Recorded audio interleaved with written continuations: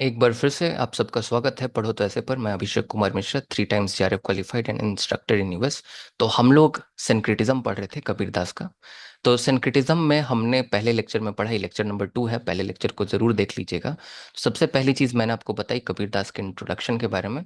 फिर मैंने उनके सिंक्रेटिज्म के आइडिया के बारे में बताया। फिर मैंने आपको दो तरह का जो सिंक्रेटिज्म का विचार उन्होंने दिया था, हॉरिजॉन्टल सिंक्रेटिज्म और वर्टिकल सिंक्रेटिज्म, उसके बारे में मैंने आपको बताया।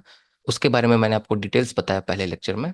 और उसके बाद हम लोग आज कोशिश कर रहे हैं, सेंक्रिटिज्म का सिंपल सा मतलब होता है कि जो अलग अलग जातियां हैं एक धर्म के अंदर, उनके बीच में जो है हार्मोनी स्टैब्लिश करना, उनके बीच में जो है भेदभाव खत्म करके उनके बीच में अपनापन स्टैब्लिश करना, एक जो है कोऑर्डिनेशन स्टैब्लिश करना, इसी को वो वर्टिकल सेंक्रिटिज्म कहते हैं। हॉरिजॉन्टल सेंक्रिटिज्म का मतलब होता है कि अलग अलग धर्मों के बीच में हार्मोनी और इक्वालिटी को स्टैब्लिश करना, अपनापन स्टैब्लिश करना, ये कुल मिला के बात है। अब आपको अगर सेंक्रेटिज्म को स्टैब्लिश करना होगा किसी सोसाइटी में, तो आप अलग अलग जो है वो क्षेत्र में काम करेंगे, अलग अलग डोमेन में काम करेंगे, अलग अलग डायमेंशन में काम करेंगे। तो उन्हीं डायमेंशंस को आज हम लोग पढ़ने वाले हैं। आज सेकंड लेक्चर में हम लोग रिलीजियस डायमेंशन ऑफ सेंक्रेटिज्म देखेंगे। और फिर दूसरे, आज तो दूसरा लेक्चर है, थर्ड और फोर्थ लेक्चर में ये चारों डायमेंशन को देखकर हम लोग कंप्लीट कर देंगे। तो सबसे पहले आप अगर रिलीजियस डायमेंशन देखिएगा, क्या क्या आपको एफर्ट करना होगा सिंक्रेटिज्म को समझने के लिए। तो रिलीजियस डायमेंशन जो है, इसमें कबीर दास कहते हैं कि आज लोग जो हैं इसीलिए मिलजुल कर नहीं रहते क्योंकि उनको ऐसा लगता है कि भगवान अलग अलग है। लेकिन कबीर दास कहते हैं कि आप ये भ्रम में बैठे हैं कि भगवान अलग अलग हैं, बल्कि भगवान एक ही है। वो वन गॉड में बिलीव किया करते थे। और इसी को इंसान अलग अलग नामों से जानता है और सोचता है कि ये डिफरेंट है, और इसीलिए आपस में लड़ाई झगड़े करता रहता है। तो इसीलिए राम, रहीम, अल्लाह, हरि, आप जो बोलिए, ये सब जो है वो एक ही ईश्वर के नाम है। इस पे ये बिलीव किया करते थे। ये बिलीव किया करते थे कि रिचुअल्स जो है मैटर नहीं करते, कि आप हवन कर रहे हैं, कि आप बकरा काट के बलि दे रहे हैं, कि आप टीका लगा रहे हैं, इन सब चीजों से फर्क नहीं पड़ता। क्या फर्क पड़ता है? आपका प्रेम जो भगवान के प्रति है। अगर आपके मन में डिवोशन हो भगवान के प्रति, तो वो सबसे बड़ी बात है। राइट। अब यहाँ पे एक दोहा से आप जस्टिफाई कर सकते हैं अपने आंसर को। राम रहीम एक है, नाम धरियो दो, घर का भीतर जागिए ये माया का मोह। मतलब राम और रहीम एक ही हैं, एक ही भगवान के अलग अलग नाम हैं। अगर आप अपने अंदर अगर जाकर देखेंगे, अंदर से आप अगर जग जाएंगे, अंदर से इनलाइटन हो जाएंगे, तो आपको मालूम लगेगा कि ये जो आप अलग अलग दो नाम सोच रहे हैं सब मोह माया है। वो सच में एक ही थे। राइट। तो ये कुल मिला के बात है। इंग्लिश मीडियम के हैं तो ये वाला आप देख सकते हैं। साथ ही साथ उन्होंने यूनिटी प्रमोट करने का काम किया दोनों रिलीजन के बीच में। अगर आप देखिएगा तो कबीर दास का ये बहुत बड़ा एक तरह से सेंक्रेटिक आइडिया में एक योगदान माना जाता है। हिंदू और मुस्लिम दोनों को एक साथ जो है वो आने के लिए कहा कबीर दास जी ने। और कबीर दास जी ने जो है वो खुद एक एग्जाम्पल सेट किए। ये गुरु जो थे वो एक्शन के गुरु थे। ये जो फिलोसफर थे, इन्होंने एक्शन किया उस चीज पर। इन्होंने दिखाया कि कैसे दो धर्मों के बीच में समन्वय बन सकता है। इन्होंने कहा कि भगवान एक है, अलग अलग नाम से उसको हिंदू और मुस्लिम जानते हैं। साथ ही साथ इन्होंने खुद दिखाया, ये खुद एक मुस्लिम परिवार में पले बढ़े। राइट। और बाद में लेकिन आप देखिएगा तो इनके जो स्पिरिचुअल गुरु बने वो हिंदू गुरु थे जिनका नाम रामानंद था। तो इन्होंने हिंदू गुरु से दीक्षा ली, उनसे ज्ञान प्राप्त किया। दूसरी तरफ अगर कबीरदास जी को देखिएगा तो ये मुस्लिम परिवार में पले बढ़े थे। जुलाहा परिवार में जो वेवर फैमिली होता है उसमें पले बढ़े थे। तो यूनिटी स्टैब्लिश करने की सोच ये हमेशा एक चाह रखते थे। वहीं अगर तीसरे हम लोग पॉइंट पर जाएं, तो जितना भी रिचुअल्स और पॉम्पसनेस होता है, मतलब पॉम्पसनेस का मतलब आप जानते हैं ना, हवन करना, तो धूप जलाना, तमाम चीजें। अब सबकी अलग अलग श्रद्धा होती है, इच्छा होती है। अब आप अगर मुसलमानों में भी देखेंगे तो बहुत अलग अलग पॉम्पसनेस होता है, वहां भी रिचुअलिज्म होता है। राइट। वहां भी आपको बलि देना होता है और तमाम चीजें करनी होती है। तो जो हिंदू और इस्लाम दोनों में जो रिचुअलिज्म है, मतलब जो ये आडंबर है, उसको क्रिटिसाइज करते हैं कबीरदास। और कहते हैं कि इसकी कोई जरूरत नहीं है। अगर आप सही सच्चे मन से अगर भगवान को जो भी ऑफर करेंगे, तो उससे भगवान जो है खुश हो जाएंगे। आपको फास्टिंग करने की कोई जरूरत नहीं है। आपको ऐसा नहीं कि उपवास रखना है जैसे रमजान में करते हैं या फिर बाकी त्योहारों में, नवरात्र में हिंदू करते हैं। ये ऐसा कबीर दास जी का मानना था कि आप मेरे को क्रिटिसाइज मत कीजिएगा। आपकी जो भी धार्मिक भावनाएं हैं, I respect that, and everyone should respect each other in that manner. Okay, but ऐसा इनका मानना था। कहते थे कि अगर आपका हार्ट प्योर है, अगर आपका दिल अगर साफ है, तो सही मायनों में आपको ईश्वर मिलेंगे। राइट। अब यहाँ पे आपने एक श्लोक पढ़ा होगा, पत्थर पूजे हरि मिले। अब रिचुअलिज्म की बात की जा रही है कि हिंदू जो है वो पत्थर पूजते हैं, और वहीं मक्का मदीना जाते हैं, जो इस्लाम वाले लोग हैं उसको भी क्रिटिसाइज करते हैं।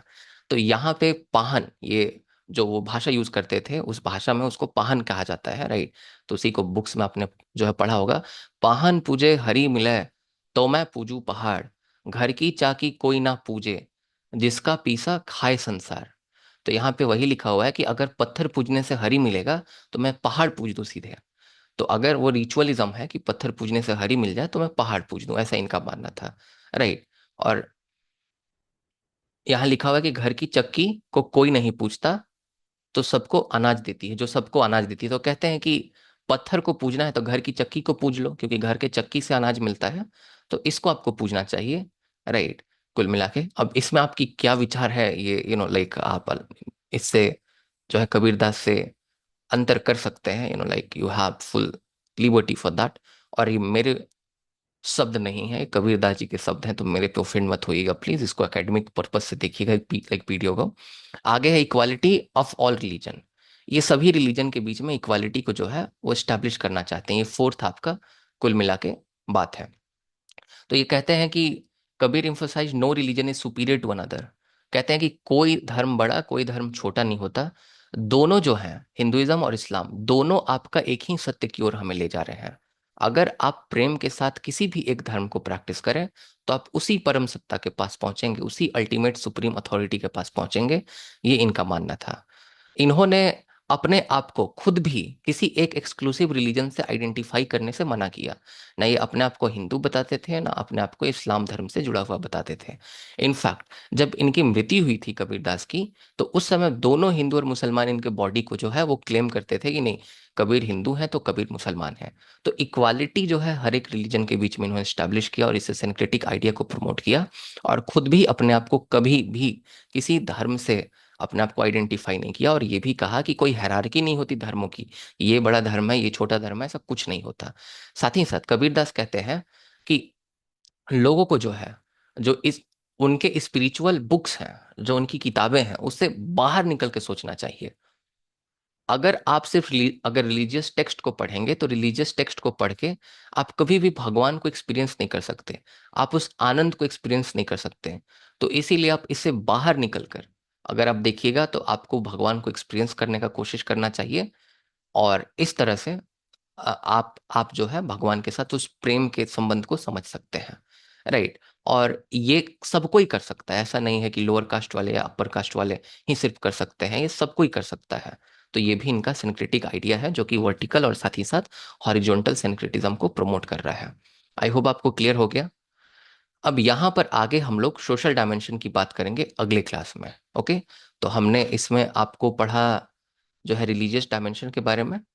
तो दूसरे क्लास में हम लोग, लाइक तीसरे क्लास में तो ये तो दूसरा लेक्चर था, उसमें सोशल डायमेंशन के बारे में हम लोग पढ़ लेंगे। इसमें आपको एक जो आइडियल सिटी है बेगमपुरा के बारे में, उसके बारे में भी पढ़ना है। और उसके बाद आप पॉलिटिकल डायमेंशन के बारे में पढ़ेंगे और इकोनॉमिक डायमेंशन के बारे में, और ये खत्म हो जाएगा। तो बहुत बहुत धन्यवाद इस वीडियो को देखने के लिए। प्लीज़ लाइक शेयर सब्सक्राइब कीजिए ताकि मुझे मोटिवेशन मिल सके और वीडियोस बनाने के लिए मैं एक्टिव रहूँ आप लोगों के लिए।